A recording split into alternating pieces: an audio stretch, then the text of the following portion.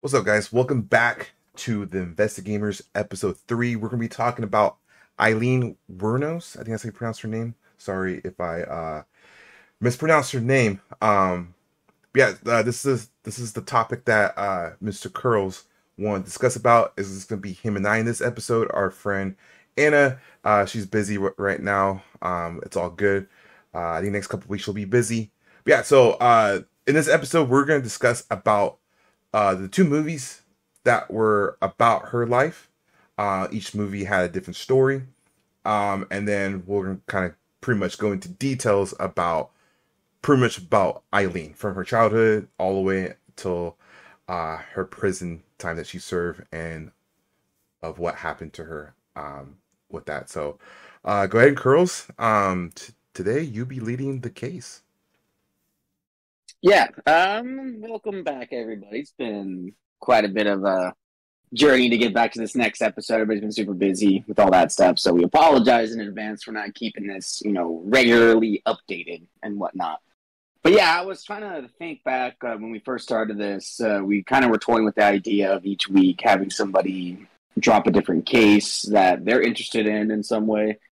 And around this same time, I just happened to watch, the 2003 movie Monster, directed by Patty Jenkins and starring Charlize Theron and Christina Ricci, and not even realizing in the moment of watching it, because I've always heard about the movie over the years. Of course, it's based on an actual person, right? Some events that happened to a person that ended up, murdering some people, which was pretty insane. But I just got done watching the movie, and I was just thinking. One, the movie was made back in 2003, so it still holds up really, really well after all these years, which is pretty fascinating. But two, more importantly, it got me to a point of wondering if she was actually a bad person for doing this stuff. Did she take it too far in some cases? Were some of her actions justified based on what's happened to her during some of these moments of murder?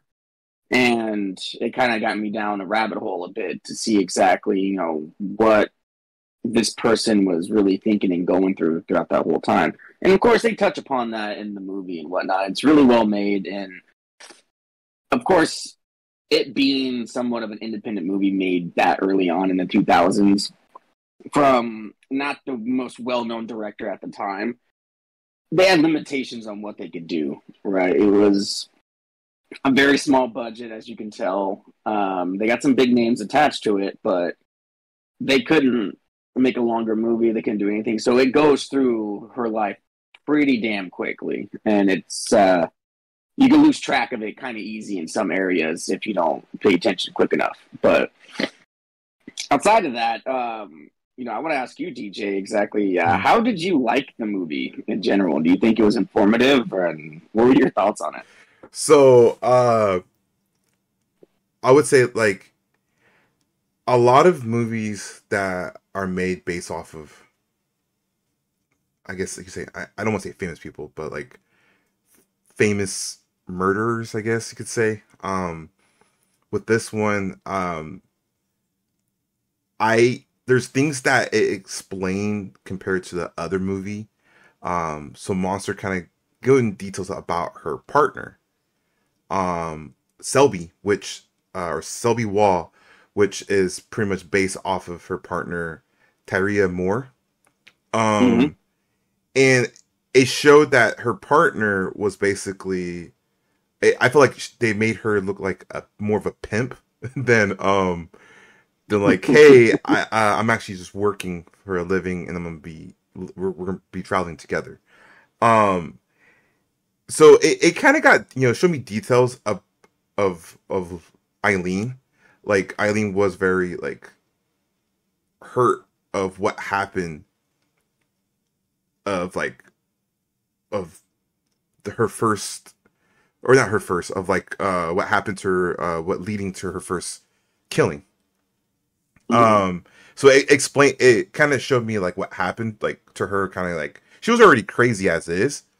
But like it made her even more like 5150, like uh it's very unfortunate of what happened to her. And it, leading to that, like, hey, I did this for you, Selby, this and that.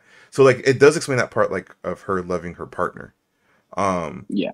so yeah, so the movie was very interesting. Like it got a little more details than the other film that I watched, Eileen Wuornos' American Boogie Woman, which starred Peyton List as Eileen. That film was pretty much about her marrying a rich man, which we'll discuss more about that. But that movie was very low budget.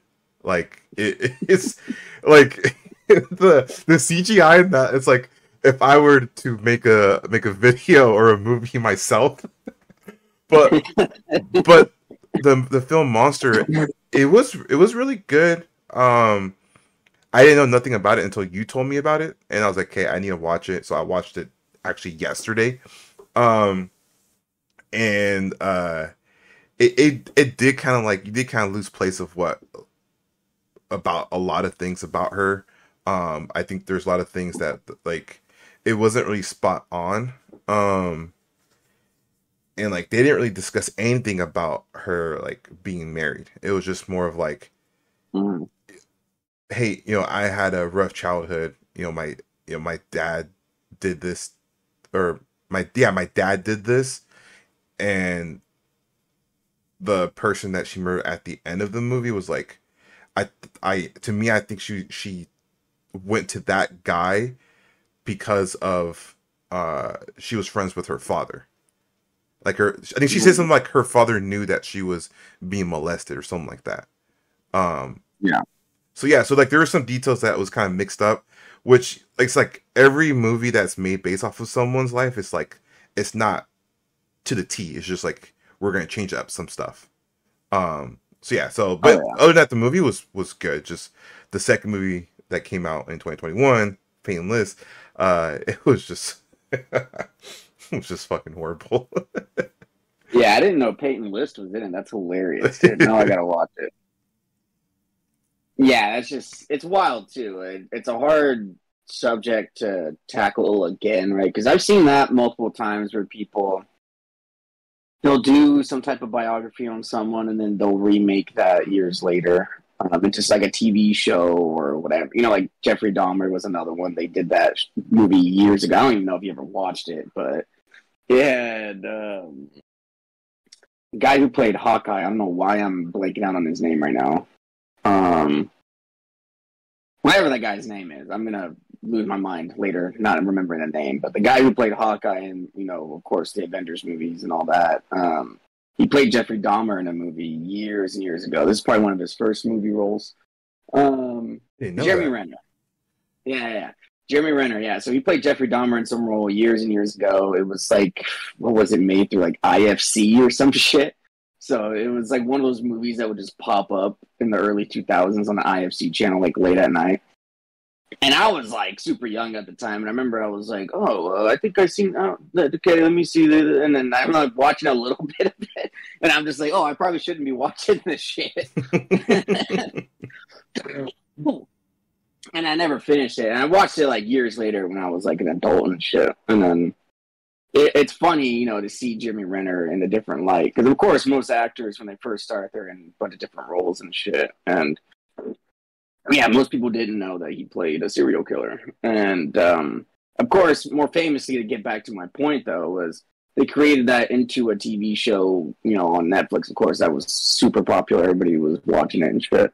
But with this case, I've always thought, it's up for different interpretations. Like you said, there's a different version with this newer one that kind of highlighted a different section of her life, which I think is smart. It should be like highlighted in some type of way. I'm just curious to see how it was executed because based off of what you said, it sounded pretty all over the place. But yeah, I think they did a really good job with the movie. I think just some of the subject matter too, to kind of start from the beginning, of course, kind of we hinted at it a little bit with her childhood. Her childhood was pretty fucked, right? A lot of people, thankfully, they don't have to endure stuff like this growing up as kids, but when they do, it's painful to see.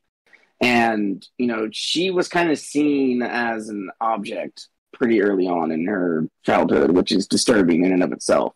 I believe in the movie they kind of hint at like, her dad doing stuff to her, and then like her dad's friends like doing stuff to her as well. And of course, I'm not going to go into detail of anything, but it's use your imagination. It's disturbing as you could possibly think. And especially at a young age like that kind of corrupts the mind of a youth, right? So they kind of think like, oh, maybe I'm just here for those reasons, right? So, of course, growing up, we're going through school and stuff. She was kind of that girl that would do favors for boys, right? Hence what she ended up doing whenever she became an adult and did all that stuff. But she was doing those favors for, like local boys and stuff, and she was known for that. And she would do it for like cigarettes and whatnot. And if you see the movie Monster, she's just railing cigarettes the entire time. So she just fucking never stopped that habit. And it's an addictive habit, so I get it. But, the pretense of what she's doing it for, of course, is horrible. But, having her mind corrupted that young and her having to resort to that being the only thing that she knew, it kind of led her down a terrible path of, that's all she knew. It was just that. Ended up, running away from home multiple times, all that good stuff, and, trying to start her own life. And apparently she got pregnant at one point, and I don't even remember them talking about that in the movie, but, DJ sent me, this information bit of kind of her life, breaking down everything, and just reading that was crazy. And, it doesn't shock me, unfortunately, based on what she was doing at that time, right? But, yeah, she was, she got pregnant, she had a kid, and put it up for adoption, thankfully, immediately. And, yeah, she kind of just proceeded through her life that way. And, of course, the bit about her marrying this wealthy dude, I never got to see that in the movie, like DJ was just talking about as well. That was never really discussed. It was mainly just her relationship with the girl that she met at a gay bar. So that's the only stuff that we really, or at least I knew about from my perspective. So, of course, her kind of going through life, just trying to make ends meet. She wasn't much of like, the blue-collar worker, so to speak, right? Not the everyday life of work. It was kind of just sex work is what she knew, and that's all she was ever going to do.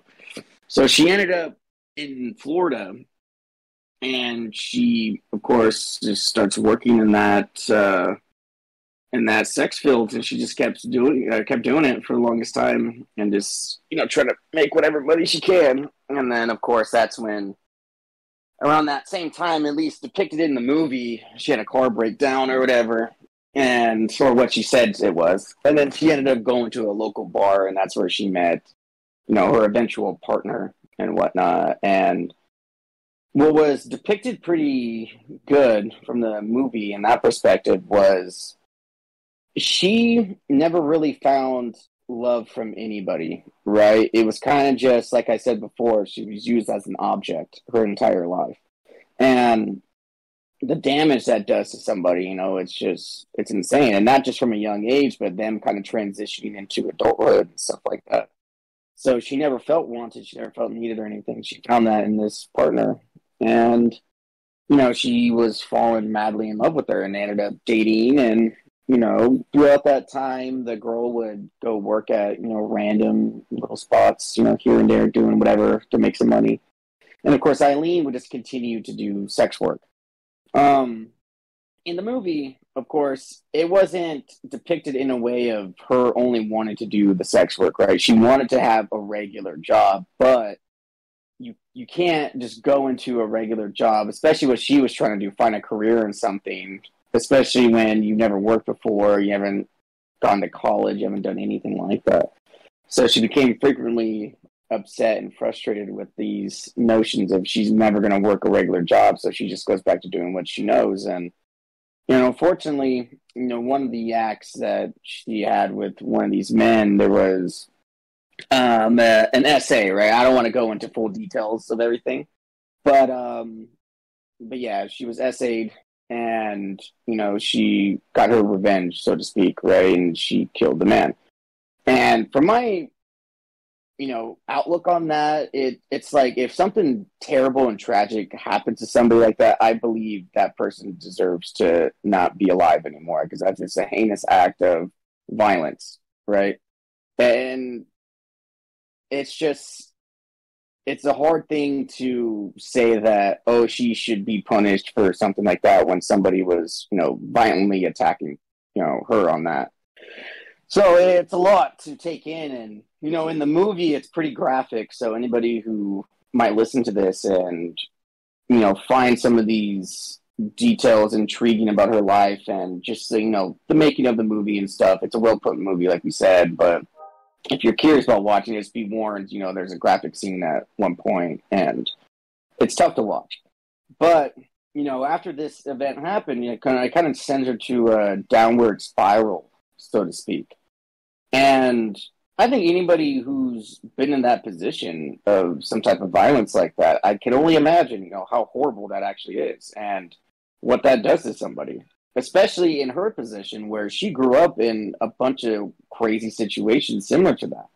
And she was already kind of messed up mentally her entire life. So that adding on top of it must have been just terrible.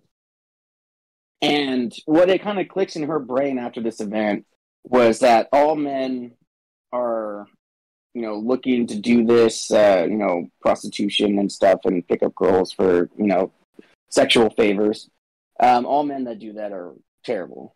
And in my position, I don't know if like all of them are bad. It's just a weird thing to do in general, right? To like pay someone to do some favors like that. But I don't think every single guy that does something like that is a bad person, right?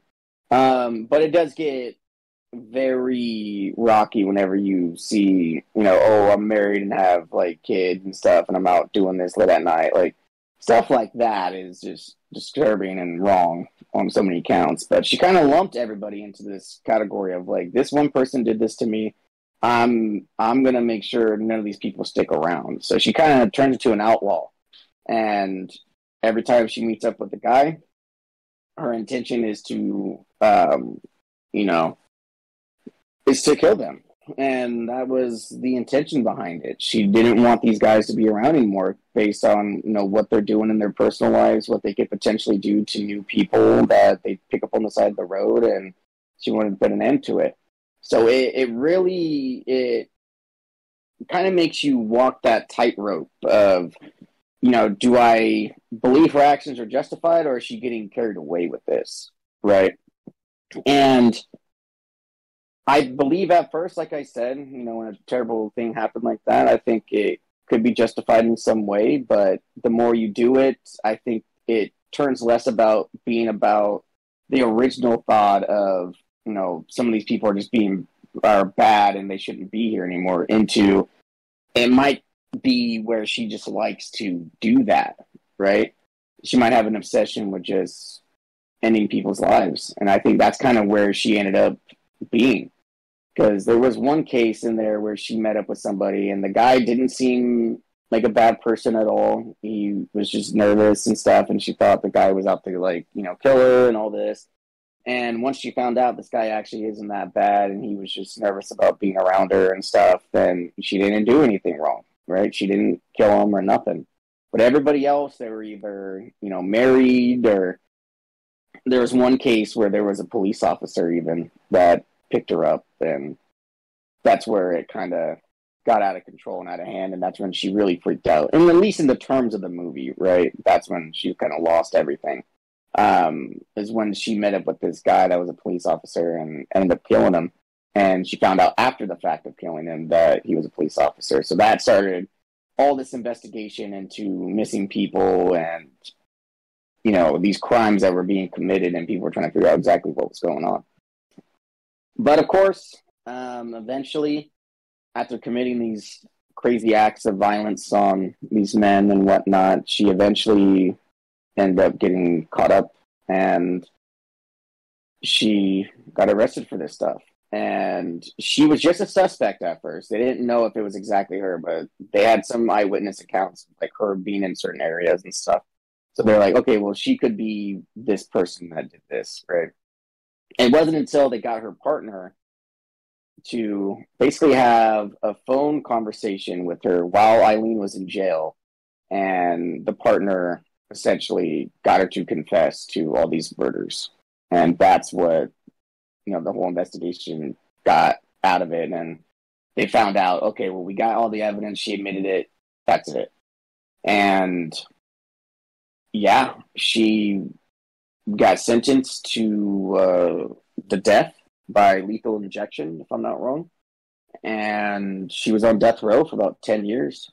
And I know her prosecutors and stuff, or her lawyers rather, the prosecutors, of course, they got what they wanted out of it, but her lawyers in general, they wanted to not give her the death sentence. They were trying to get her out of it.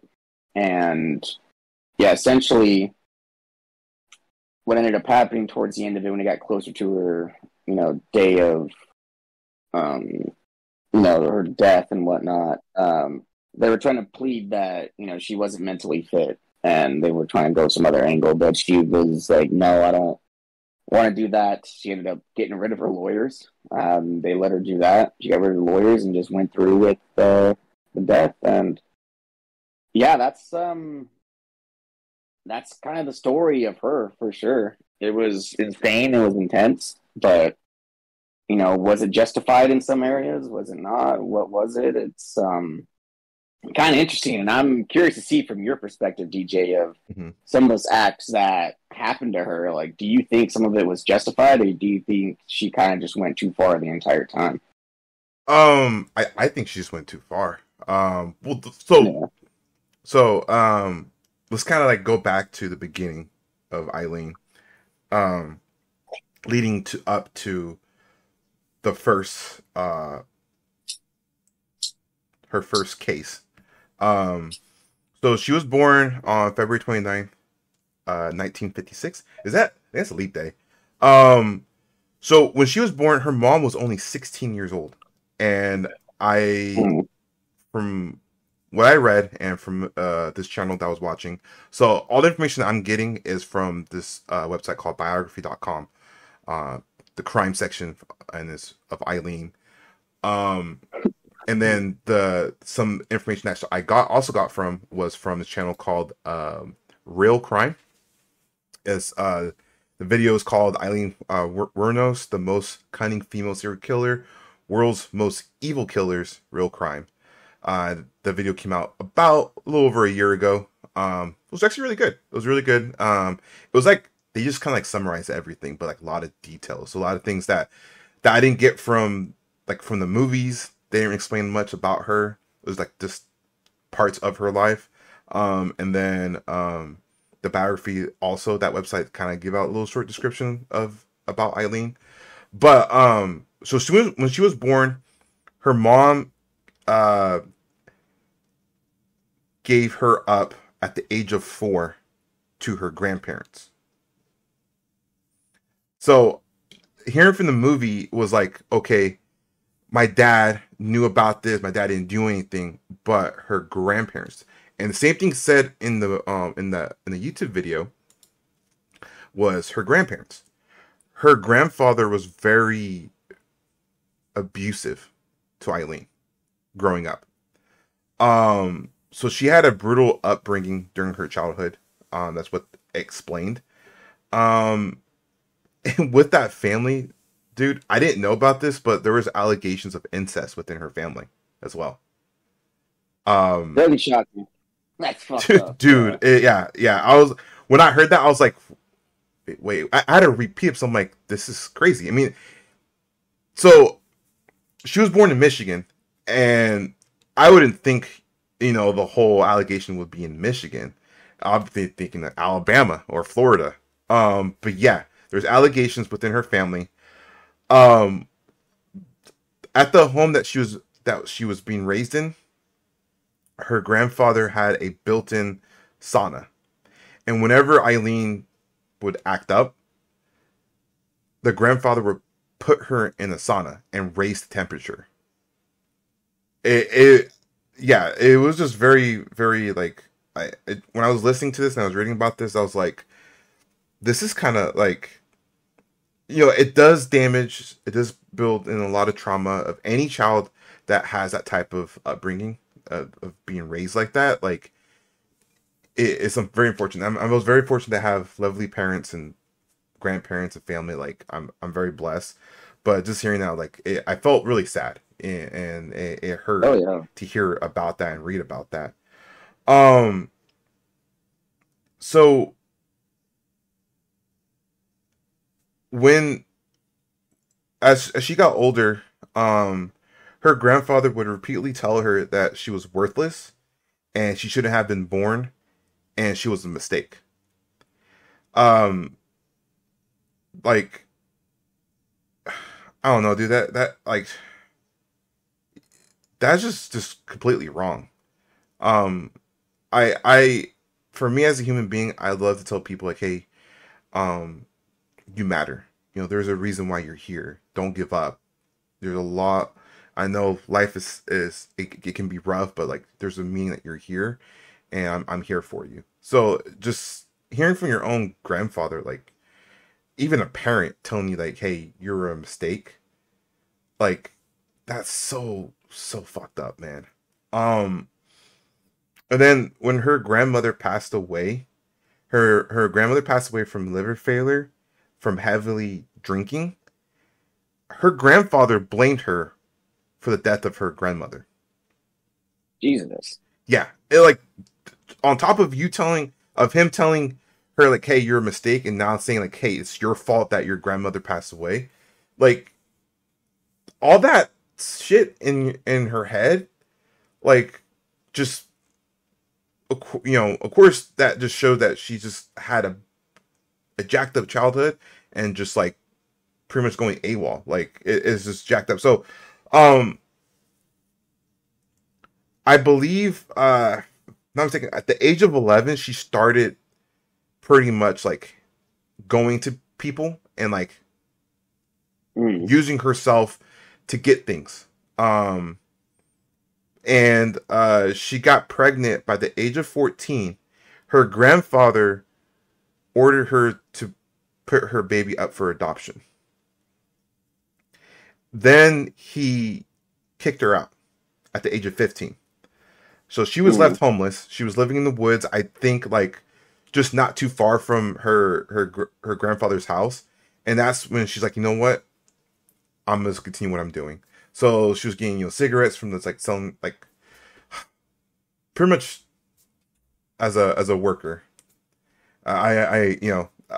I didn't want to go into more details about that. Um Now her brother,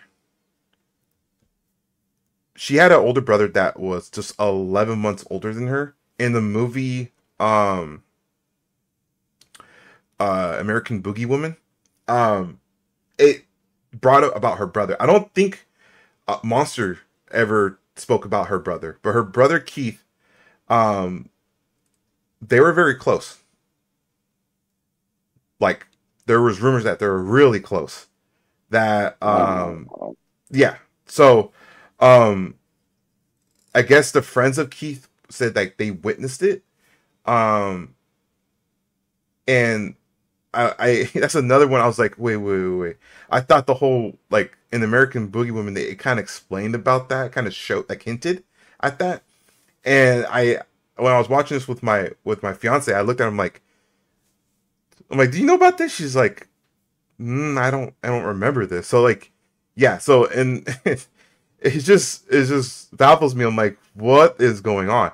And like I'm not like trying to have an excuse about that relationship with them, but it's like it goes to show like who does she trust? She can't trust her family, right? It's like my grandparents treated me like this. Other people treated me just for my body. My brother is the only person that I can trust. Um. So yeah, there's information about that. Um. So we're going to the part of her marrying this older man. He was 69 when they got married and she was 20. Um his name was Louis Gratz Fell. They got married in May of 1976. The relationship was only short lived.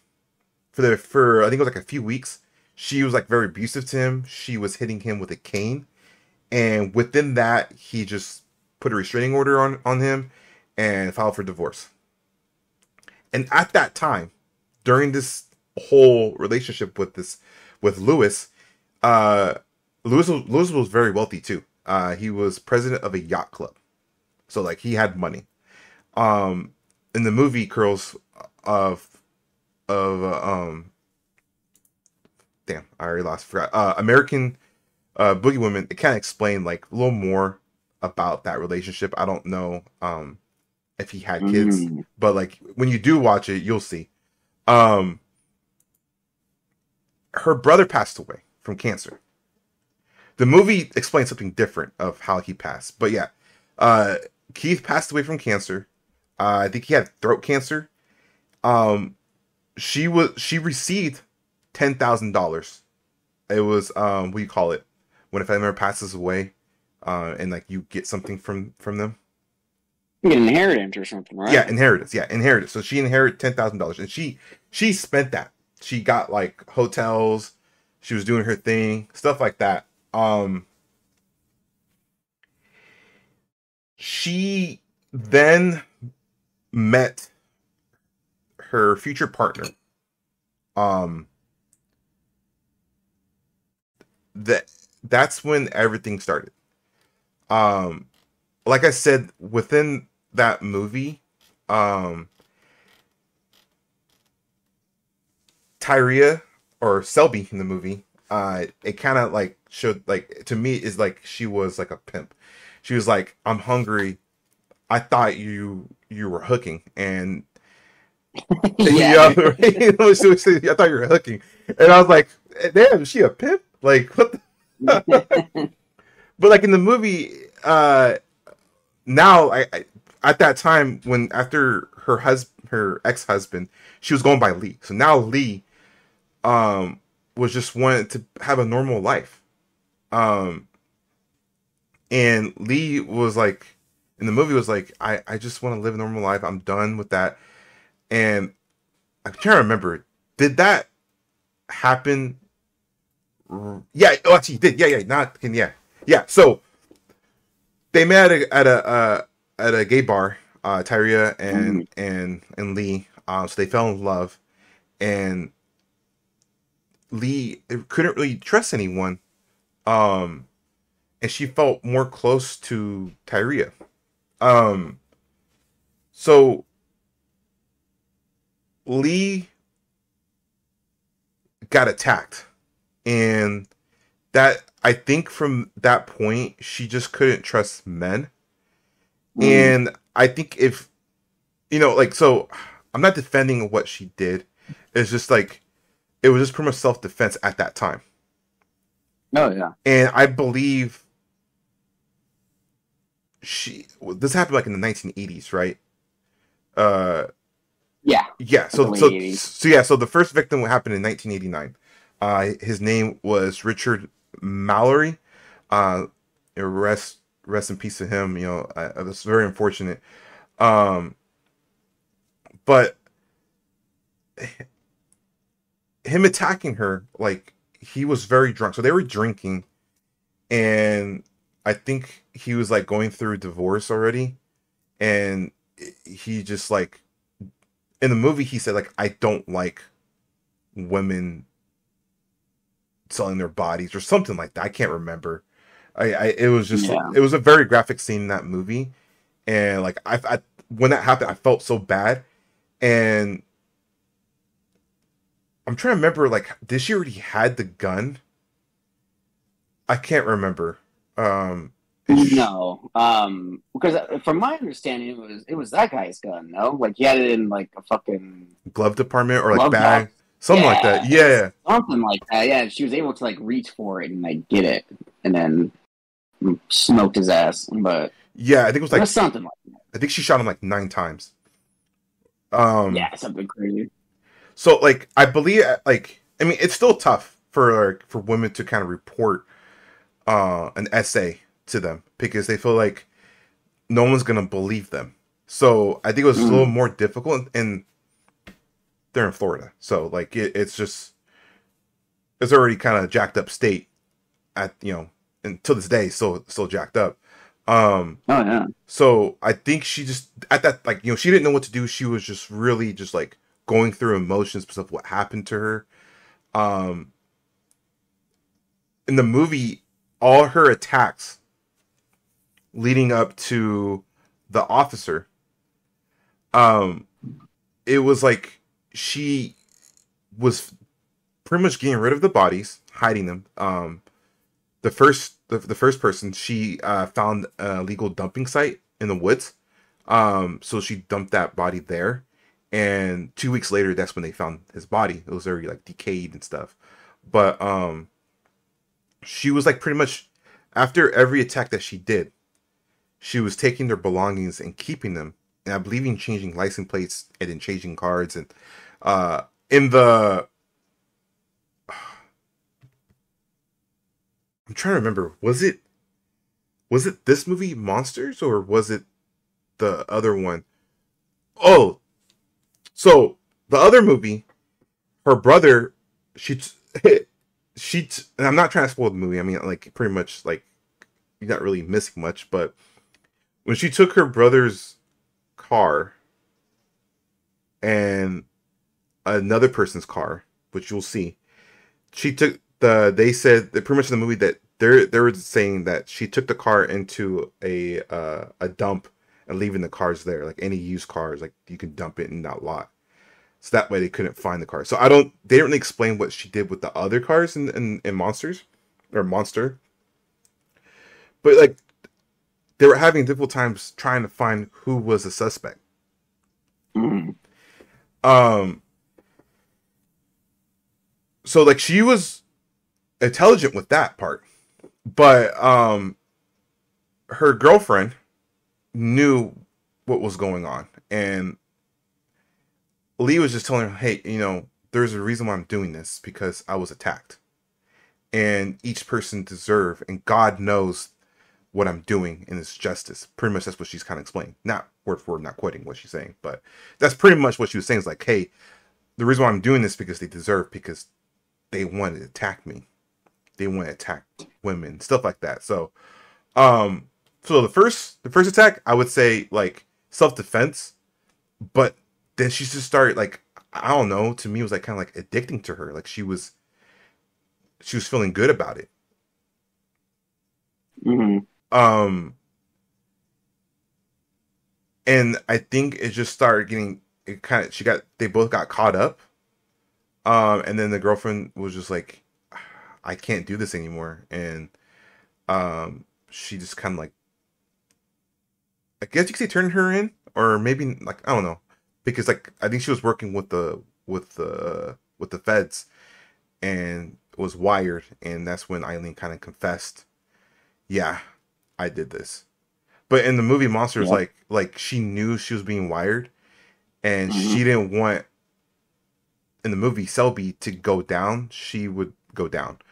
Um, but from what I'm getting from all about AIleen in both movies, she was just pretty much crazy. Like, I, Yeah. I guess I don't know, psycho, because um, in the other movie, it was just from her perspective on during that time when she married the very wealthy old man. Um, and she was just explaining, hey, this is what happened, and then the interviewer was like, well, you said that happened, but what we have, this is what really happened. And she's like, no, what did I say? Like, I know what happened. I was there. You weren't there.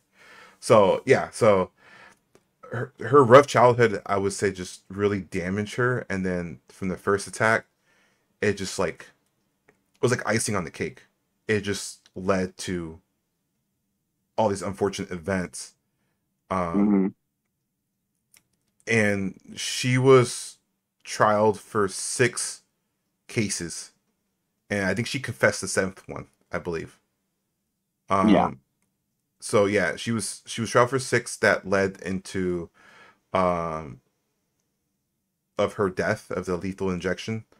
Um, I didn't know she was like on death row for like 10 years. I didn't know about that part, but yeah, it was just kind of reading about her and then like watching these two movies. There's even a TV show, or American Horror Story. I forgot which one.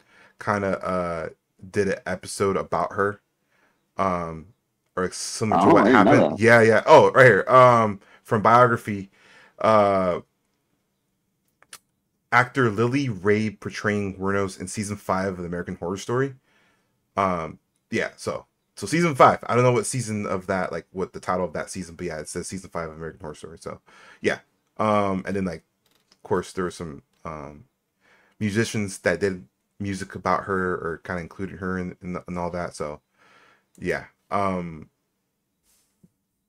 But what do you think that like she was crazy from her childhood that so kind of made her crazy or what? Yeah, I think naturally, right? If Mm-hmm. people go through shit like that growing up, like I said, I can only imagine just how much that fucks you up mentally, right? And yeah, I think all of this is pretty much attributed to that. I do put blame on her family members that made it such a horrible time. It made her feel like she can only do one thing basically in life. And Eileen just she was in survival mode, right? And she learned that from an early age. She had to just do what she had to do to, get around, to sleeping somewhere or eating and getting sick, like all that shit. You know what I mean? Like she had to just survive out there. And if she didn't grow up in such a fucked up household, then I think her life would have been so much different. And it's unfortunate. And I do think, kind of tying back to that first murder, I do think it was kind of payback, not just for the moment, but for shit she went through growing up, and that's probably why she continued to do it as well. It was just some subconscious link to her childhood. She wanted to get revenge and all the shit she had to go through. And I don't know if it really mattered about the first attack, which I do believe still that it played into that a little bit. But even then, all those people that, did her dirty, her family and shit, Mm-hmm. she wanted that revenge and she ended up going on the path she did. And do I think she's crazy and maybe mentally unwell? I do think, of course, yeah, there's some element to that is true. And obviously, there's something there if you could commit murder multiple times, right? There's obviously something there that has a screw loose. But I still feel like she didn't have a chance since she was basically born. She never had a chance for anything, and it's kind of fucked up. I wish she could have had a normal life because I don't think deep down she's a horrible person. I just think she just got the shit end of the stick in life, and she couldn't do anything. And yeah, it's unfortunate, man. I Um, really do think she could have had such a different life, and it would have been better. so It's unfortunate. I kind of want to like go into details about her relationship with Tyria. So Mm. they were together for 4.5 years. I'm reading right now. It's from Wikipedia. So sorry guys. But uh, they started dating at 1986. These events happened from 1989 to 1990. So 3 years. Um, like Mm. I wonder what these 3 years that first event happened was like. Mm. Forrest just got caught up with this guy. They were having fun. Um, so I wonder like I guess I'm trying to get like what she was doing for 3 years before the first one was she really like trying to work? Do you know about that? Like if she was trying to work with like for those first 3 years together. I know Tyra was she was like cleaning up I want to say like hotels and all that. So she was getting like these little jobs. Um, Yeah. do you know anything about those first 3 years of their relationship? Not really, because, like depicted in the movie and stuff, that first attack that happened to Eileen, that's when she was able to convince her partner to basically leave home and shit, right? And then go Yeah. with her to the hotel. So, I mean, if I had to piece things together, it would have made more sense that they were like already kind of a thing and she was actively trying to find a job and whatnot for 3 years. And Mm-hmm. then, that unfortunate event happened. But no, the way it's depicted was just like, there wasn't really a 3 year experience. It was like, what, a few days or something, Yeah. basically, in the It was movie. like a week. It was like, oh, we were like really into each other. We're making out at like a roller rink and shit. Like we're kind of getting into this pretty quick. And then, they were supposed to set up this big old date night for each other or something like that. They were supposed to go do something, I believe. And then, of course, that attack happened. But she ended up coming to the house later on in the night and, convinced the partner to leave. And, therefore, they got to the hotel and then she started looking for work. But yeah, it was strange. They don't really depict that at all. It's just like the way the movie starts is just fucking starts going, right? It's like Mm-hmm. we start here and then we start flowing into the story immediately. And it seems like all these events take place, well, I mean, in the beginning part of it, it just takes place within a week. And then, of course, the murders and stuff, they happened over a year and a half, 2 year span. Um, but yeah, I don't really know. I'm kind of curious now as to what they were doing for those 3 years. Yeah. Okay. So now in biography, I'm reading this part. Was So Lee was like in her 30s. I don't want to do the math. But she met Tyria. She was 24 when they met at a gay bar in Daytona, Florida. The two started an intense 4.5 year relationship and began living together. While Moore held jobs as a housekeeper or maid, Wuornos engaged in sex work along Florida highways. So I believe those 3 years she was just pretty much uh, was doing her work, and I remember in the video, I think this was like part of these attacks that she was doing. That she was looking for wealthy men with nice cars. That's how they were like she was getting money and making money. Mm. Um, but they have Wernos as very possessive, where she didn't like when her partner went to work or interacted with others. So I remember Yeah, the it's all movie. about her. Yeah, like I remember the movie when they went to was it like a park, a with like rides and stuff. She was like hanging out with Oh friends. I remember Lee was like jealous. yeah. Mm. Um and I know in the movie for Selby, she didn't like staying at the hotel where in reality she was actually working. So Selby was felt like she was like trapped in hotels that she wanted to go have fun and be a normal person, and Lee was just like trying to be on the down low. Um, so it says in biography that they frequently I can't speak frequently moved to various motels, apartments, and mobile homes, uh, in like communities in Dayton and elsewhere in Florida. Um, It was during their involvement that Werno's criminal activity took a murderous turn. Caught up in the investigation, Moore eventually turned against her by helping the authorities. So Yeah. yeah, so that was actually really like kind of long relationship, and I guess within that last year, that's when um two of the last two attacks. Uh, the sixth one, I think the sixth one was Charles Richard Dick Humphrey.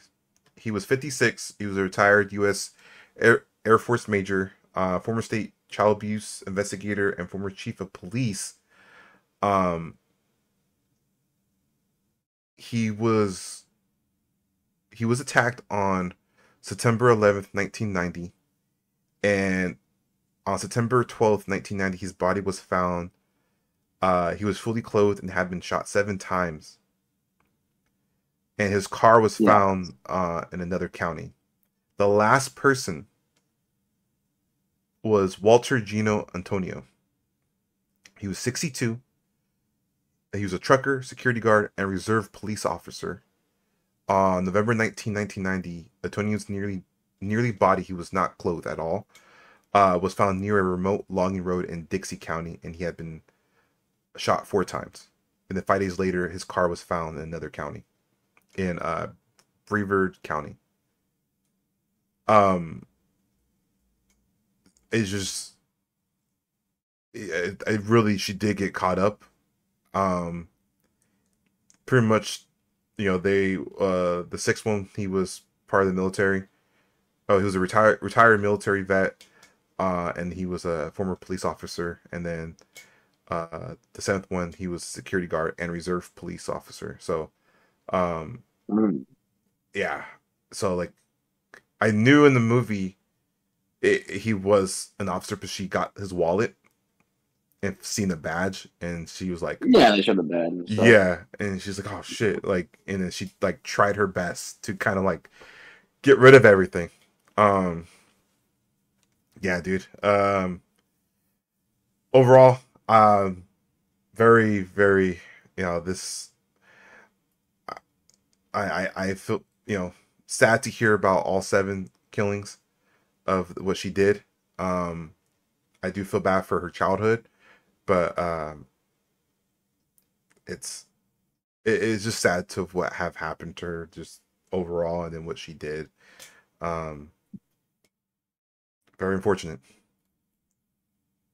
Yeah, I'm gonna kind of piggyback off that. A lot of it's I feel bad for her for her upbringing, everything that's happened to her, but I can't make an excuse for the senseless murders that she committed. Mm-hmm. Right? No matter how she felt or how she was in the moment about certain things going on, whatever happened to her in the past, you can't commit those acts on other people. It's just inexcusable.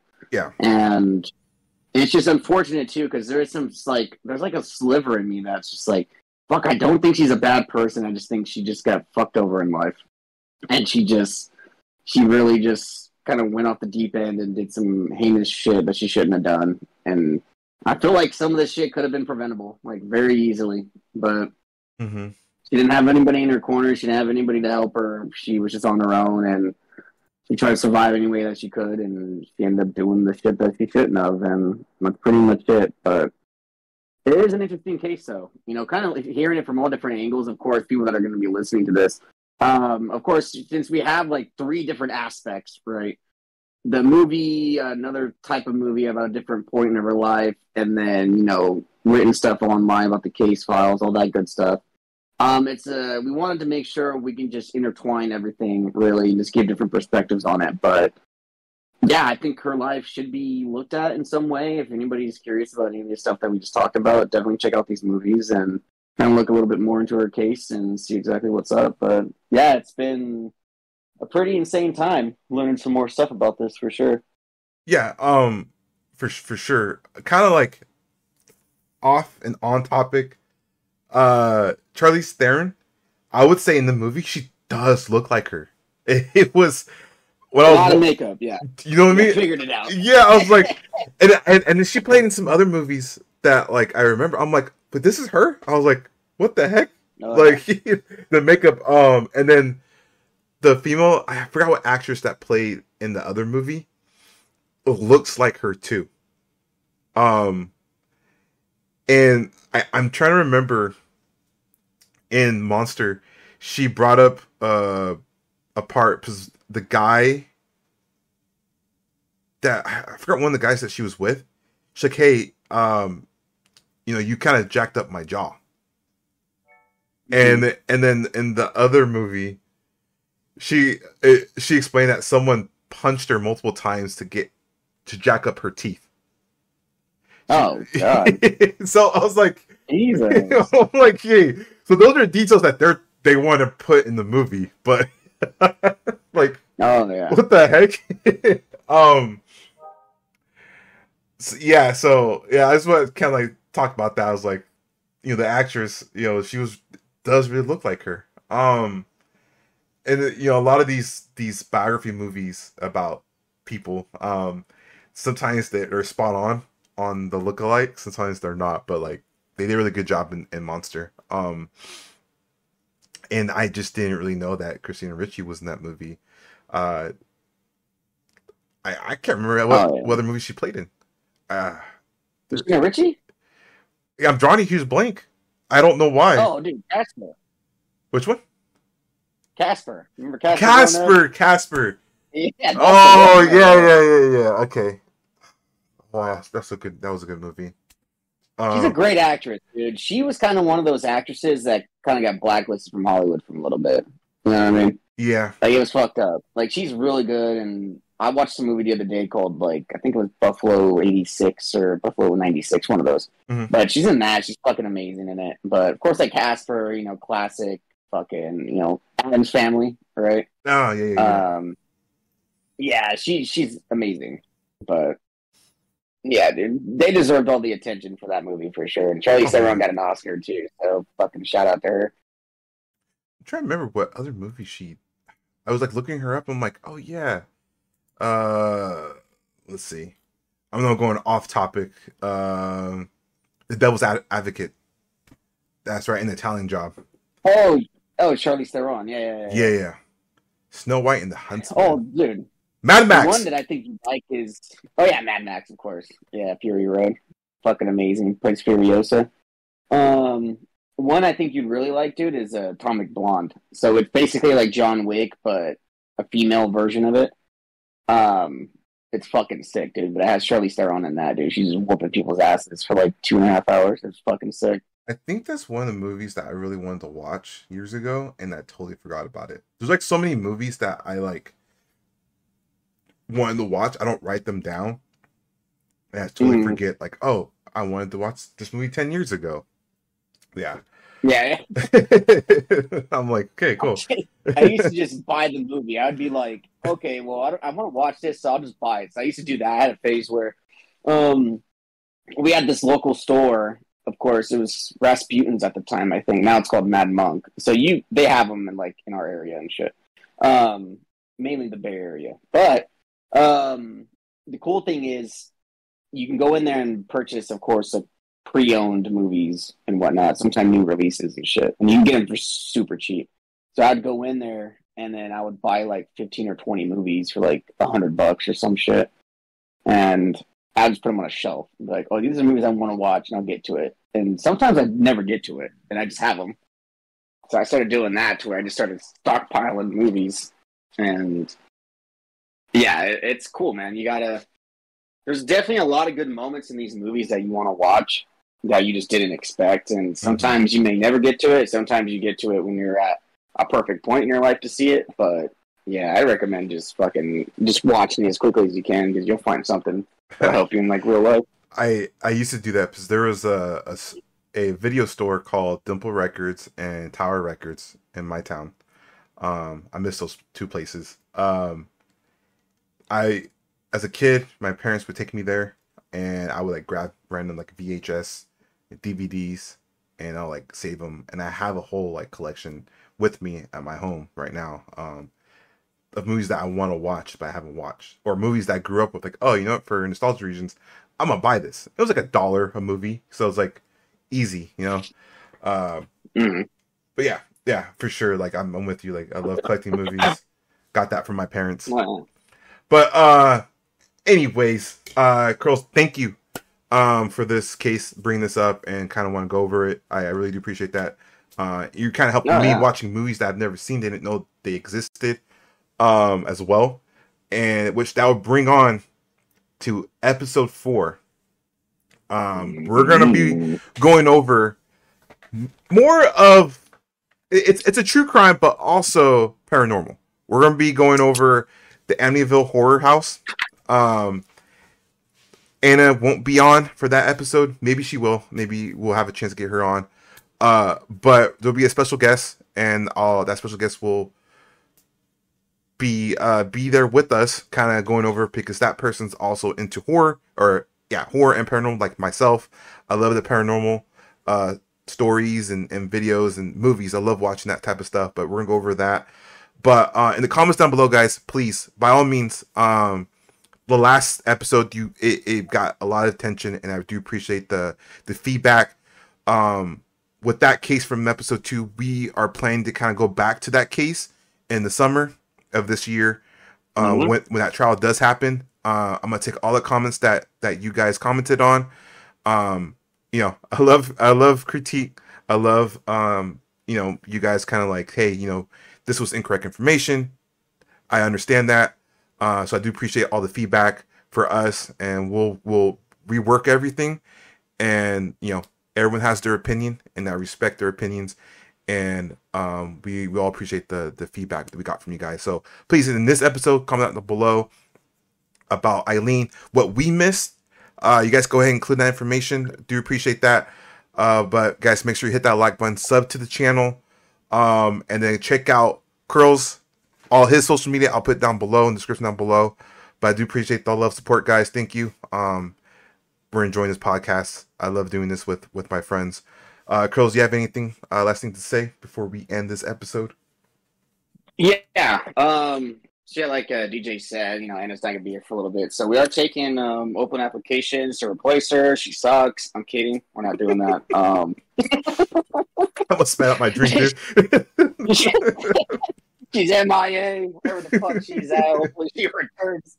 But no, outside of that, like DJ just said, appreciate you guys. It's been he's been kind of letting us know about the comments and stuff that's been going on with the last episode, and it's fun. You know, it's cool to understand and realize, you know, people are checking us out a little bit, you know, and seeing what we're talking about. So it's pretty cool. We got some cool stuff planned as well, like you said, Amityville stuff. We do have another case right after that that we'll probably wait a little bit to talk about, but I'm pretty excited for that too.